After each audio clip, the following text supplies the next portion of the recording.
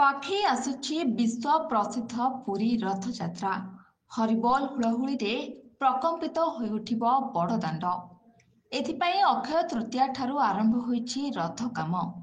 यारी भितरे महाप्रभुंक तिनि रथर आज चारि नाहका कार्य शेष होईछि। स्नान पूर्णिमा यथेष्ट पूर्वरु एही कार्य शेष होईछि। तेबे मुख्य महाराणांक परामर्श क्रमे भोई सरदार रवि भोईंक तत्वावधान भोई सेवक माने तिनि रथर पांच दंडा उपरकू दुईटी लेखाए गरगरा उठाइबा परे तिनि रथर महाराणा सेवक माने माप प्रकार रे गरगरा पछ भागकू अर्ध चंद्रकार काप बिंध कला परे तिनि रथर ओझा सेवक माने गरगरारे कंटा बाड़िया कार्य संपन्न करथिले। तिनि रथर पांच दंडा उभय पार्श्वरे गोटिए गोटिए पोल गयल आग एवं पछ निराड़ी सह संयुक्त होईछि बा मोड़ा जाईछि। पोल गयल को मुंडाई रखिबा पई सात गोटी टाण बा खंबी उभय पार्श्व दंडारे बिंध करा जाई सेटिंग करा जाईछि।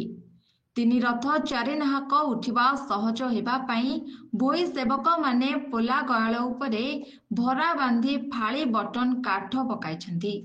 तिनि रथर गारेडी एवं अला निर्माण पई रथ अमीन तिनि रथ चाली को चारि गोटी लेखाए 6 फुट लंब काठ भोई सेवकंक सहायतारे जोगाइथिले। दोलदेवी अस्थायी कमारशाला रे ओझा सेवक माने पोटल पाई गोड़ी छाल कंटा एवं गयल पाई ताग कंटा निर्माण जारी रखिछन्ति। Bureau report public media.